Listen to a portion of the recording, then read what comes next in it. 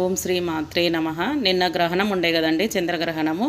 ఈరోజు నేను పూజా సామాగ్రి మొత్తం ఇలా క్లీన్ చేసుకున్నానండి. ఫోటోలన్నీ కూడా విగ్రహాలు కడుక్కోవాలి.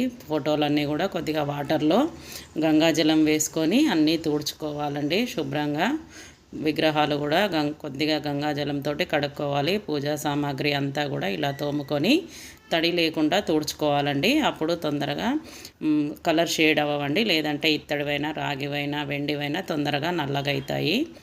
వాటర్ ఉంటే అలాగే చుక్కలు చుక్కల్లాగా ఉంటాయండి. ఇలా నీట్గా తుడుచుకుంటే శుభ్రంగా ఉంటాయండి. అది కూరాడు లక్ష్మీ కొంచెం అండి నాది. ఇది వచ్చేసి జవ్వాదు అండి. ఇది చాలా మంచి స్మెల్ వస్తుందండి. ఈ స్మెల్కి మనకు ఒక పాజిటివ్ వైబ్రేషన్ ఉంటుందండి. ఈ స్మెల్కి ఇది నేను ఖచ్చితంగా గంధంలో కలిపి ఫోటోలకి బొట్లు పెడతానండి. మంచి పూజా గది మొత్తం మంచి సువాసన వస్తుందండి. మీరు కూడా తప్పకుండా యూజ్ చేయండి. స్మెల్ చాలా బాగుంటుంది. ఇలా గంధంలో కలుపుకొని మనం ఫోటోలకి బొట్టు పెట్టుకుంటే చాలా మంచిదండి. బాగుంటుంది. చాలా మంచి స్మెల్ ఉంటుందండి. పూజ గది మొత్తం గుమగుమలాడిపోతుందండి. ఇలా అన్ని ఫోటోలకి. అలాగే లింగానికి నేను భస్మం వేసేటప్పుడు కొద్దిగా అందులో రోజు వాటర్ వేసి వేయండి. చాలా మంచి సువాసన ఉంటుంది. అలాగే మా ఇంట్లో చిన్ని విగ్రహాలకి చూడండి, అమ్మవారికి ఇలా నల్ల పూసలది తయారు చేసుకున్నానండి. 2 పూసలవి దండలండి. ఇవి నల్ల పూసలు ఇలా మొత్తం అలంకరించుకున్నానండి. ఇది అన్నపూర్ణాదేవి అండి, లక్ష్మి కొంచెము.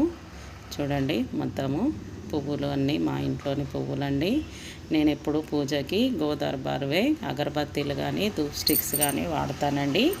ఈ స్మెల్ నాకు మంచిగా అనిపిస్తుందండి. బాగుంటుంది. చూడండి ఇలా మొత్తం పూజా గది అలంకరించుకున్నానండి. ఇది ఈరోజు నా సింపుల్ పూజా విధానం అండి.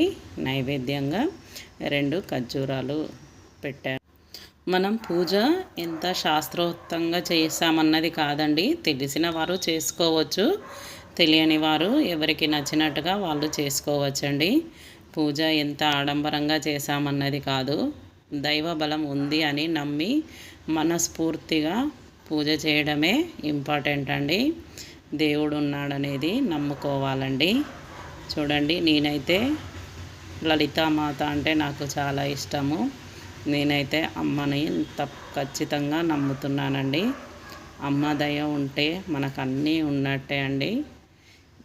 చూడండి ఇది ఈరోజు